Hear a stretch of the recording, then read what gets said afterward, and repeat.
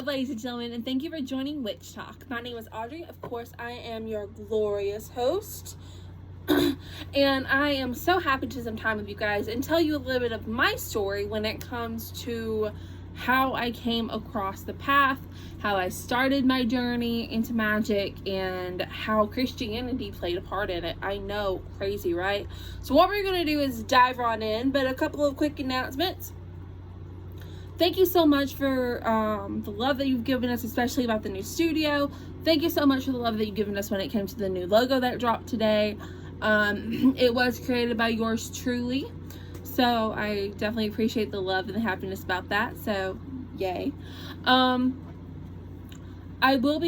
will be an article on Witch Talk dropping on the blog in the next couple of days, so keep an eye about that. It's going to be dedicated, we're going to do this article series dedicated to different types of magic and giving you the 411 on that. I know I'm showing my early 2000s education there. So let's go ahead and dive right in. So when I was younger, I was constantly in the church. I was, whether it's through my grandparents on my biological dad's side, which I'm not very close to, they were in the church every time the doors were open on Sunday. But they were the kind of church people that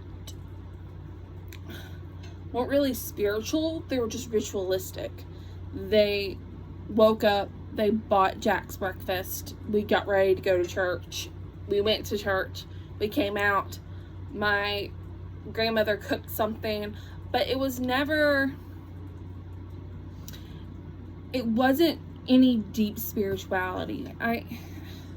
Looking back on it now, I really think it was kind of just what was expected and that kind of thing, versus my mom's parents, who were deeply spiritual and deeply religious. My Nana, I've mentioned her before on Witch Talk, and she really gave all her love. She taught me how to do everything. You could actually see the amazing morals that came from Christianity at its rawest of form,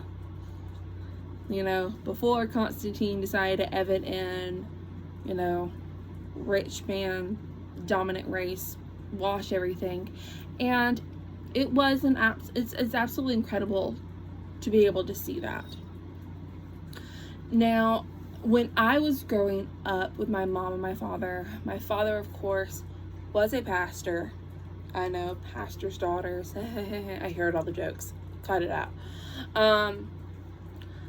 But we were always in the church doors, and I was very active in the church also. I've always had this sense of very deep spirituality when it came to just in general. But I always knew Christianity didn't fit. I was very, you see all these witch memes, if you were a kid mixing potions with trees and leaves in the back of your yard, yes, that was me. If you're obsessed with the moon and the sun, yes, that was me. And I always had this deep spiritual connection when it came to nature or animals, and when it came to feeling, when I was outside and among the rocks and the trees, I felt this deep connection. It's like roots of a tree, and I could feel the energy shifting from one living thing to another, and I knew it since I was little. I knew it. Now, as I got older, I continued. I got saved when I was super young. I had a Lord of the Rings vacation Bible school. I know, right? How to catch all the nerd generation. Send them to a Lord of the Rings vacation Bible school, and Frodo was included. And I just continued because I thought that was the only path. That was the only spiritual path that I was taught, of course, because I grew up in a predominantly Christian family. And I was just okay, this is it. This is what I'm supposed to do. I'm supposed to be Christian. And, but I never drank all of the Kool-Aid, if you know what I mean. There are some things that I really disagreed on, and that men were ahead of women. Women couldn't take leadership within the church.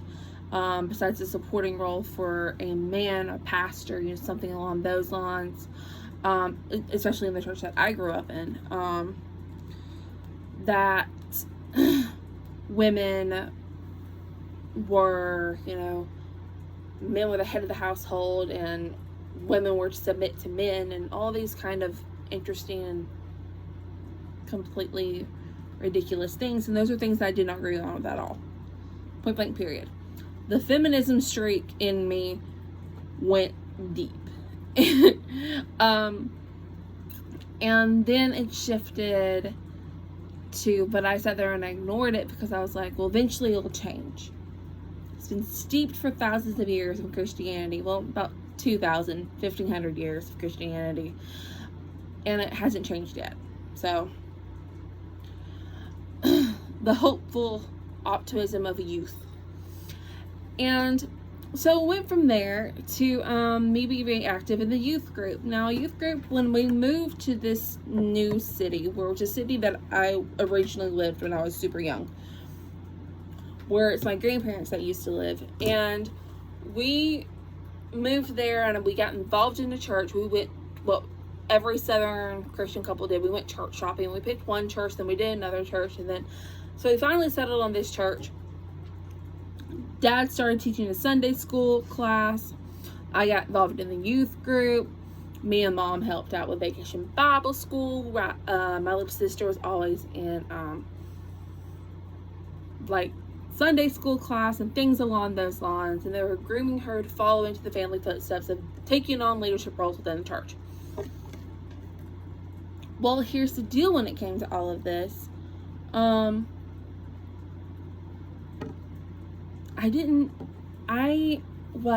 When I was a youth group leader, I attracted what a lot of people would call misfits. Which really, they weren't misfits. They were just didn't fit in the typical mold of what you want as a Christian child. These were children that were highly intelligent, very amazing individuals, incredibly strong thinkers, very liberal thinkers. People that absolutely, that I still love and talk to today. And you know exactly who you are. And I'm so proud of the women that you've become. And that's who I was assigned to, because those are the kids that I related to the most. And those are the kids that I loved the most. I mean, I loved everybody. But, I mean, these are the kids that I really wanted to pour into and, like, mentor. And as I got older, I remember that I was like, this just isn't for me. And I remember exactly the day that I heard the goddess calling to me. And I will tell you this day. My oldest sister, and me and my older sister are not exactly incredibly close now, just due to personal decisions and lifestyle changes, As you get older, you just grow apart. But she had this high school friend who was a witch. And when I laid eyes on him for the first time, when he fully accepted his calling into the craft, I was just mesmerized. And there was one day when I was 15 that he did my tarot reading. And that was the day when I heard the call. Now you have to realize, ever since I was little, about 11 or 12, I started reading up on witchcraft. Yes, I was obsessed with Harry Potter. Yes, I knew it completely was fiction. Yes, I understood magic, how magic was in everything, Disney, Lord of the Rings, Hobbit, whatever. I really wanted to research what real magic was like, and I started picking up books, and I started reading, and I started researching tools before I even accepted the calling. And I accepted the calling because that's exactly what I heard. I heard like a sailor and a siren. I just heard that song, and it just resonated with me in everything that I was. So he did my tarot reading, and the Queen of Cups came up, and I just saw it. I saw it, and I heard it, and I started becoming a in the closet witch. Now, I will say for a couple of years, I was Christo-pagan. Christo-pagan is the New Age term for a Christian witch. because witchcraft, you can plug into any religion. It is a spiritual path. It does not have any religious rules that go along with it. So I became a closet Christian witch. And that's when I really started embracing what was given. And it was absolutely incredible for me. And I went from there to living on my own and really discovering who I was and really practicing. And then I was about 20 when I came out of the broom closet. Everyone could see little, like, they could read the signs, they saw the crystals, they realized I wasn't going to church and I wasn't going to be in church. Like, I stopped going to church when I turned 18 and when I moved out of my parents' house. So they knew. My dad still tried, but he was like, have you found a church yet? Have you found a church yet? And I'm like, no, I don't want to go to church. And then slowly he started to accept it. And it was just one of these amazing paths that I just, like, the more I learned about the goddess and the more I learned about the things that were taken out of Christianity and filtered out by patriarchal, power obsessed men, that's when I came across Lilith. Now, of course, I studied mythologies. I already know Hecate was one of my patronesses. But when I met my husband, he had a book called the Book of Nod next to his bed. Now, if you know the Book of Nod, it's the Book of Nod based on Vampire Masquerade, one of the role-playing games that I absolutely love and adore. And if you've never played it as a D&D player, you need to.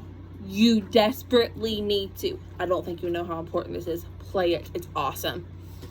Little nerd rant for the day. Moving on. And I started reading and researching Lilith and who she was. And then I started really digging into it and finding out her story and how she was Adam's first wife and how she refused to bend, to be subservient to Adam, and how she was actually more than equal to Adam. She was beyond equal to Adam. She was actually equal to Yahweh, which is the Christian God. She left the garden because she did not want to be obedient to a man. And she started falling in love with demons, reproducing and falling in love with an angel named Samuel who didn't pick a side in the Holy War. So he was cast out of heaven for not picking a side.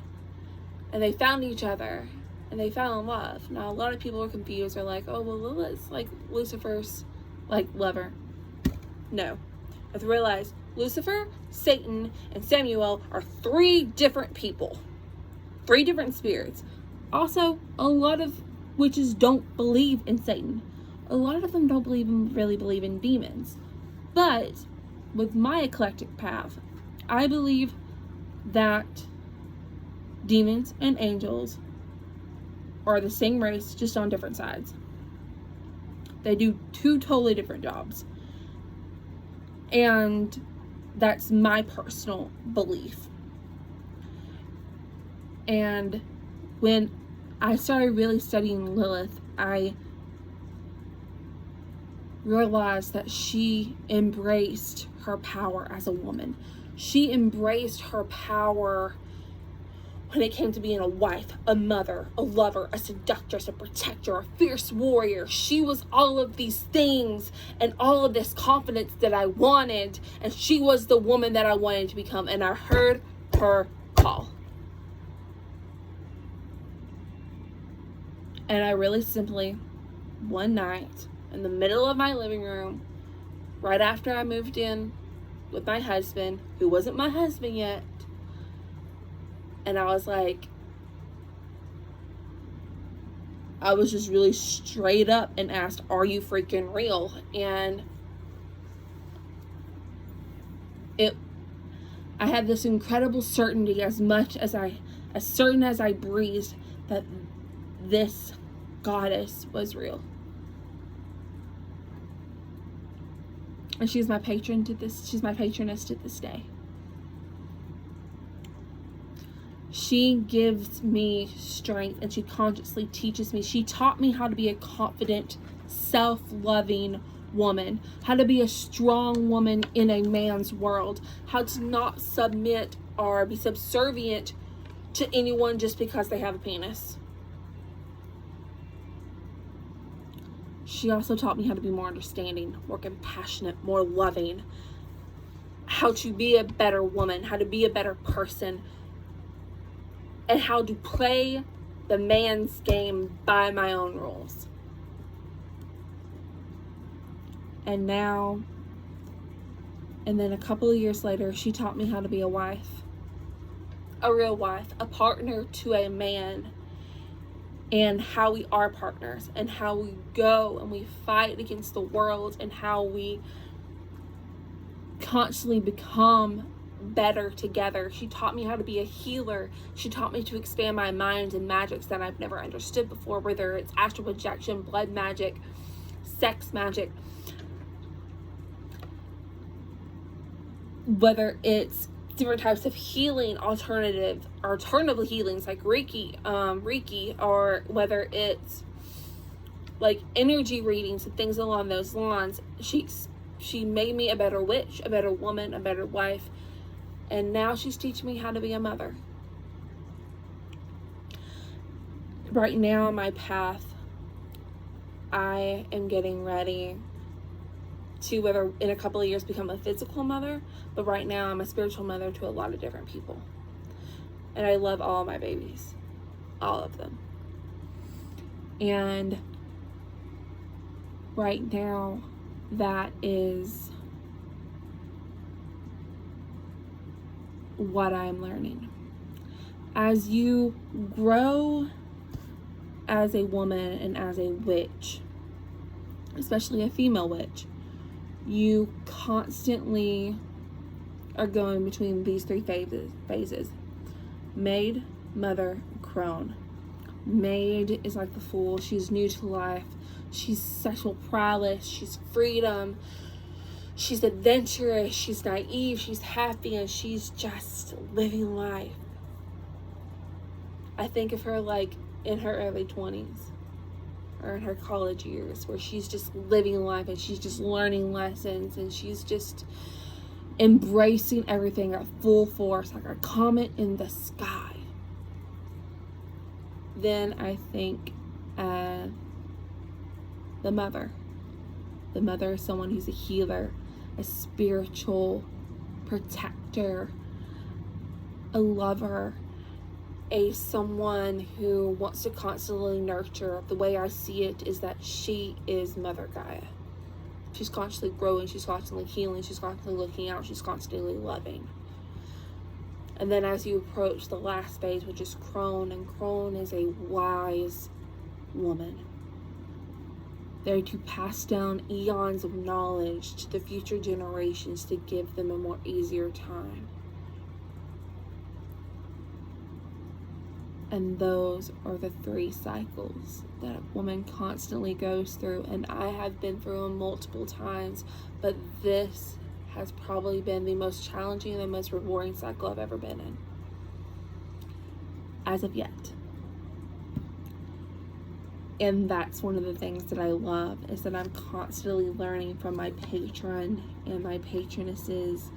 I'm constantly learning. I'm constantly appreciating different types of, say hi to Azrael. Everything has a place, everything has a balance, every type of magic is used for different reasons at different times. I'm gonna let you go now. Okay, Tiny? There's a place for everything, and it's about balance. There are moments where the world will burn, and there are moments for rebirth and growth, just like the phoenix, who dies and bursts into flames and rises from its ashes.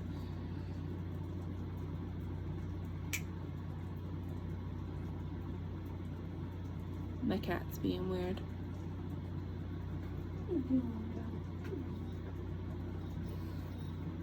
Weird cat. If you're watching on my YouTube channel, you'll actually be able to see me fight with her as she does things and gets into things. That's what I get for naming her after the angel of death. Isn't that right, Tiny?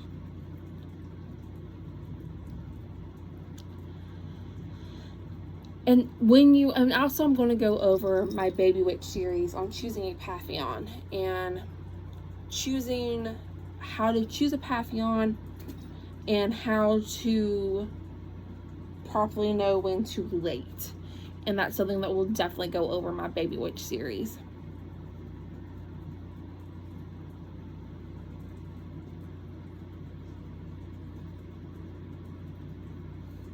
You know, animals are very sensitive to energy shifts, and I'm just sitting here watching my cat be weird. Am I the only one that's experienced this with animals? Like, when you're a witch, you have animals just flooding towards you and stalking you, and then,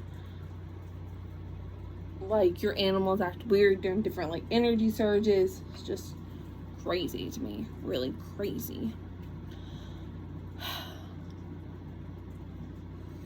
So that's the generalization of like what I've gone through and my small little story when it comes to witchcraft. Now I'll get into more detail as you realize as I start talking about different types of magic and how I came into it, how it can be useful, and some of the best reasons to use it. I'm going to go over a lot of love and light magic first before I hit any of the big, real bang stuff. So kind of keep a lookout for that. Thank you guys so much for listening to my journey into witchcraft. Go ahead and keep your eye on the blog and the Facebook and the Instagram and the YouTube channel. This will be going up. I'll be posting this in a couple of minutes. Thank you guys so much. I love you very, very much, and I will talk to you soon. Merry meet, merry part, and merry meet again.